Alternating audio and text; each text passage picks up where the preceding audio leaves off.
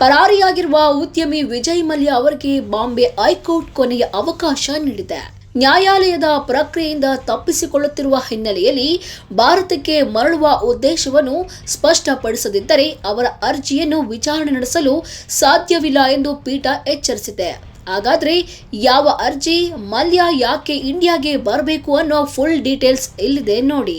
ಮುಖ್ಯ ನ್ಯಾಯಮೂರ್ತಿ ಅಲೋಕ್ ಆರಾಧೆ ಮತ್ತು ನ್ಯಾಯಮೂರ್ತಿ ಗೌತಮ್ ಅಖಾಂಡ್ ಅವರಿಂದ ಪೀಠವು ಮಲ್ಯ ಅವರ ದೇಶಭ್ರಷ್ಟ ಆರ್ಥಿಕ ಅಪರಾಧಗಳ ಕಾಯ್ದೆಯನ್ನು ಪ್ರಶ್ನಿಸಿ ಸಲ್ಲಿಸಿದ ಅರ್ಜಿಯನ್ನು ಪರಿಗಣಿಸಲು ಮೊದಲು ಅವರು ಭಾರತಕ್ಕೆ ಮರಳಬೇಕು ಎಂದು ಸ್ಪಷ್ಟಪಡಿಸಿದೆ. ನ್ಯಾಯಮೂರ್ತಿಗಳು ಮಲ್ಯ ಅವರ ಉದ್ದೇಶಪೂರ್ವಕವಾಗಿ ನ್ಯಾಯಾಲಯದ ಪ್ರಕ್ರಿಯೆಯಿಂದ ತಪ್ಪಿಸಿಕೊಳ್ಳುತ್ತಾ ಇದ್ದಾರೆ, ಆದ್ದರಿಂದ ಸಮಾನತೆಯ ಲಾಭ ಪಡೆಯಲು ಸಾಧ್ಯವಿಲ್ಲ ಎಂದು ಅಭಿಪ್ರಾಯಪಟ್ಟಿದ್ದಾರೆ. ಇದಕ್ಕೂ ಮುನ್ನ ಮಲ್ಯ ಅವರಿಗೆ ಅನುಸರಣೆ ಪ್ರಮಾಣ ಪತ್ರ ಸಲ್ಲಿಸಲು ಸೂಚಿಸಲಾಗಿತ್ತು, ಆದರೆ ಅವರು ಅದನ್ನು ಪಾಲಿಸಿಲ್ಲ ಎಂದು ಪೀಠ ಗಮನಿಸಿದೆ.